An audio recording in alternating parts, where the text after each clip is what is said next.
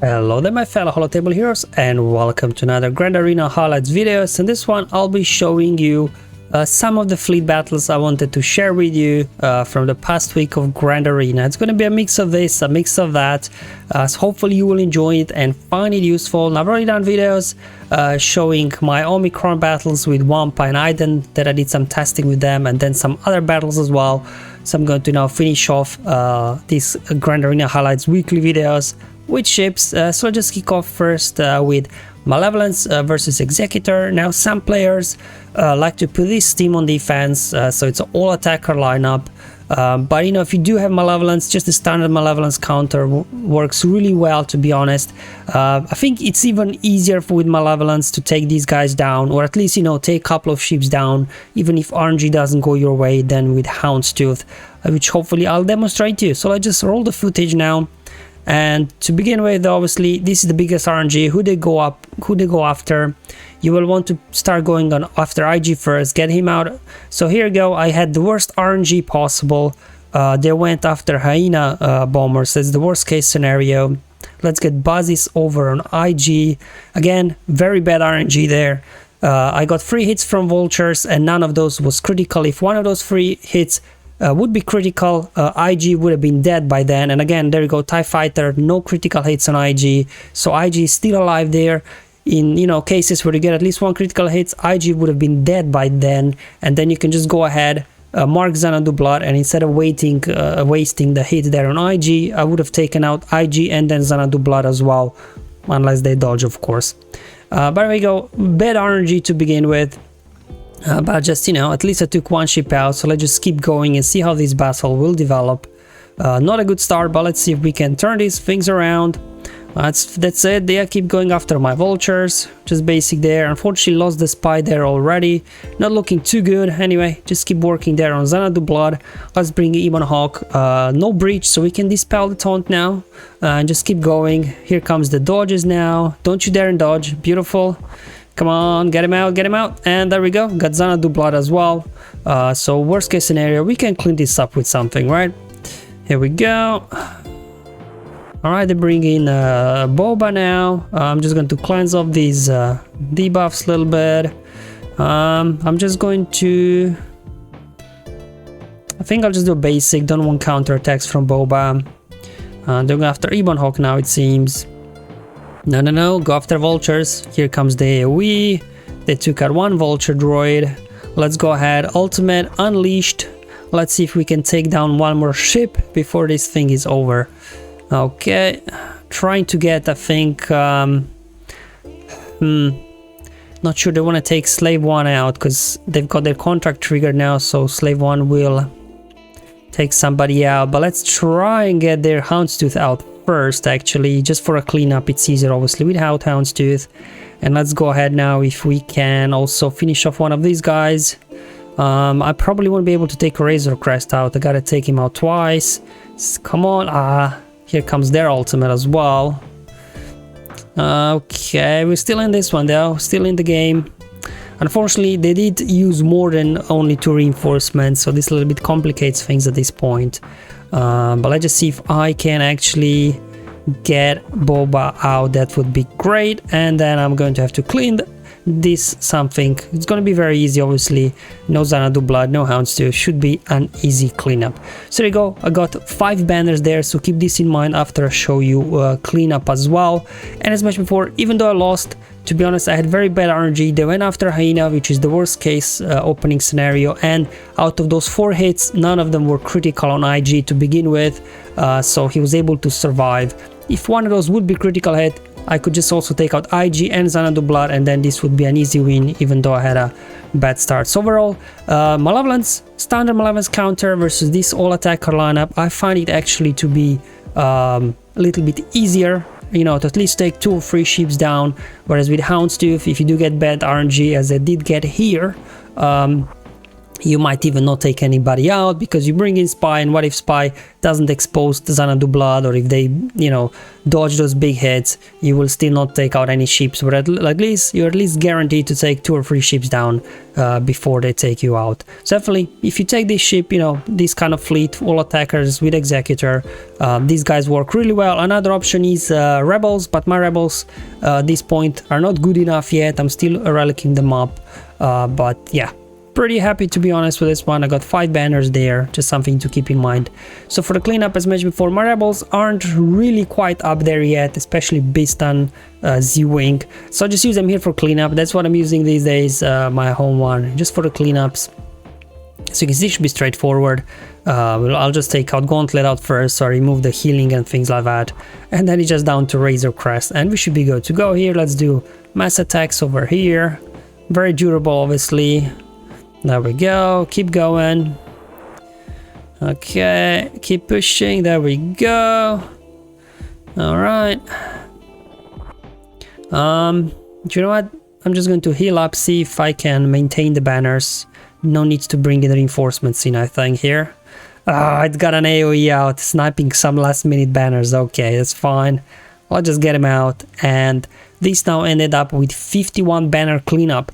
Now if you put those 5 banners that I got from the first battle, that's combined 56 banners to taking down this Executor lineup there with 3 attackers. So 56, even for a one shot, you know, sometimes you would get like 56, 58 banners, 60. So actually this was a pretty efficient battle, even though I two-shot it again. So again, showing that in my opinion the Houndstooth lineup starting is much better defensively than these 3 attacker lineups. But you know, it depends really what you personally prefer.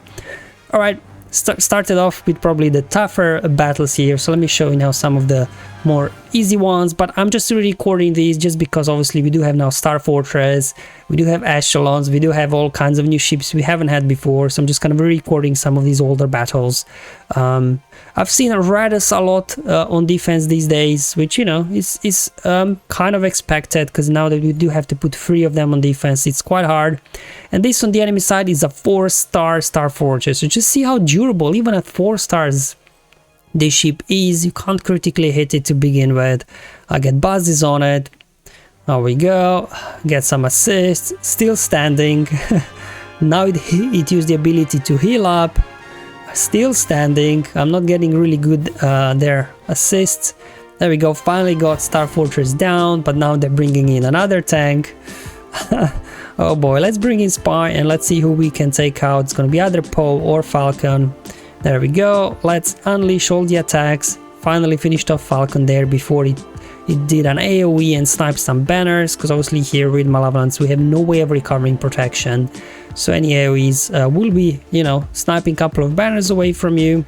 But Malevolence, at least, you know, you don't need a lot of reinforcements here to make this work. So even though, you know, you do lose protection, some of your guys should still be a solid banner win.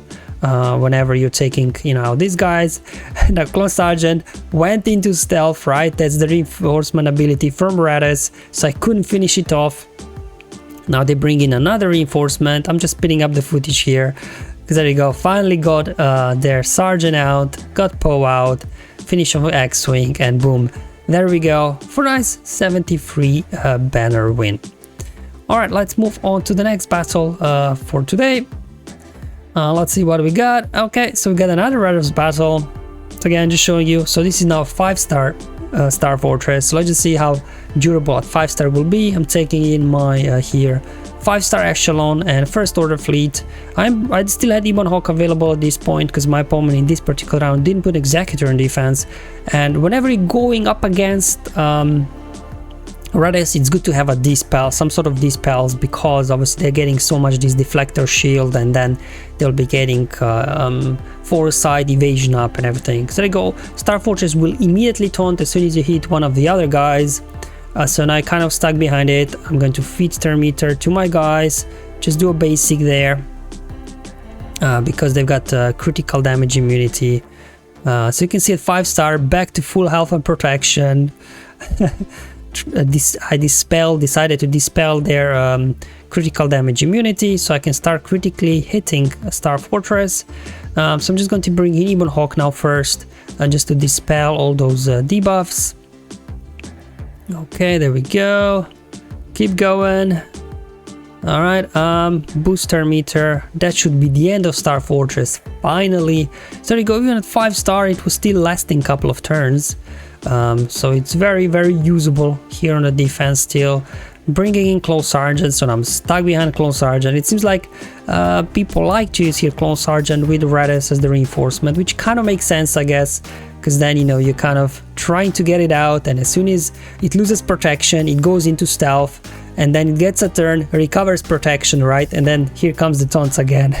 So definitely Clone Sergeant under Raddus, it's a nice reinforcement here, just a little bit slow down the attackers. So we go, I lost Ebon Hawk there, dropping a couple of banners. Let's see if we can get Poe out. There we go. Ability blocking there. X-Wing, and I'm going to just save my reinforcements, see if I can do this without bringing another reinforcement in. Finishing goes Clone Sergeant there almost. Here comes the AoEs. Just, you know what, I'm not bringing in another reinforcement. Let's see if we can get this done so I don't lose any banners. They bring another reinforcement. There we go, one-shotting Falcon, one-shotting Consular, and down they go for 70 banners. Definitely a little bit unfortunate there. I lost Ebon Hawk, otherwise this would also be like a 73 banner win. Alright, let's move on to now different type of battles. So when you're going up against either Tarkin or Chimaera fleet with a fast Gauntlet in the starting lineup, and if you're using Negotiator, you will want to bring in Ahsoka there, because it seems like AI will always go after Ahsoka to begin with, because you don't want that buff immunity to land on your Anakin. I dodged there, but to be honest, I would prefer not to have a dodge, because then Ahsoka can dispel, get retribution, and most importantly, it would get Ahsoka below 100% health, and then my Anakin would get a turn already, and I would already have their potentially buff immunity on TIE Bomber. So I would much rather that dodge not to happen, but either way, you know, you try to get their buff immunity on their TIE Fighter, sorry, TIE Bomber, so you can stop it from taunting. We go. Unfortunately, I did get buff immunity now on my Anakin. There we go. Let's bring in Poe. Now, whenever going versus Chimeras, you definitely want to bring Poe along, just because of all these debuffs and everything. There we go. Down goes Bomber. Let's see if we can get Gauntlet out before it cleanses it. Unfortunately not. Now my Anakin is ability blocked. By now at this point we're in good shape. That's why I said versus Gauntlet, definitely bring in Ahsoka in the starting lineup, because she will eat up that initial hit from Gauntlet, so your Anakin doesn't get buff immunity on him straight away. Bringing in Rex obviously for some protection recovery, and now with it we do have 5 Galactic Republic ships. Rex will be able to keep using his protection recover ability and the ones, and also feeds turn meter to your entire team. Here comes the banner sniping, then bringing in Interceptor. You can now buff immunity. Ahsoka can dispel that. We can keep feeding turn meter here and recovering protection. Let's just put it over on Anakin. Alright, there we go.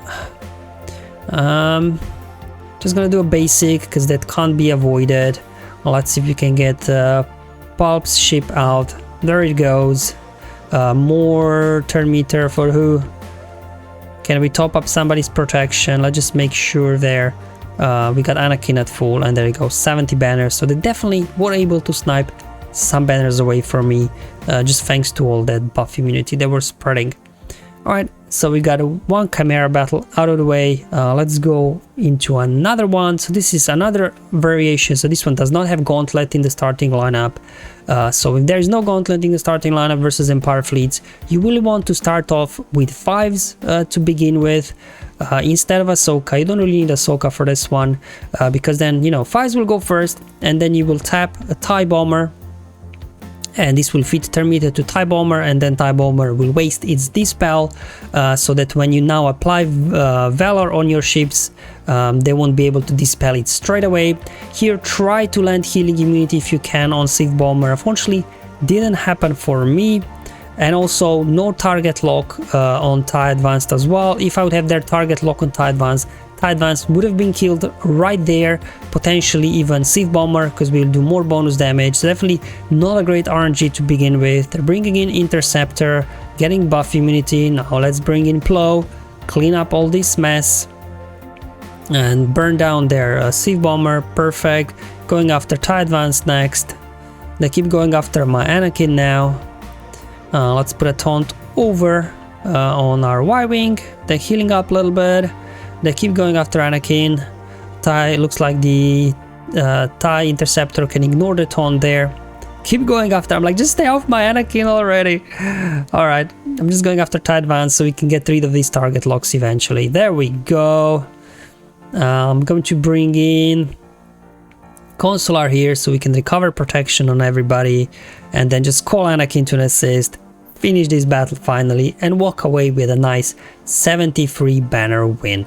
So there you go, guys. That's all the fleet battles I wanted to show you from last week's Grand Arena. Hope they were useful, just showing you, that Executor free attacker lineup that you can very easily still use Malevolence, standard Malevolence counter versus that. And I did have bad RNG to begin with, that's why I wasn't able to one-shot it, but it still was an easy cleanup. And all of these other battles hopefully as well will a little bit show you how these new ships like Star Fortress behaves, even at 4 or 5 star, very durable.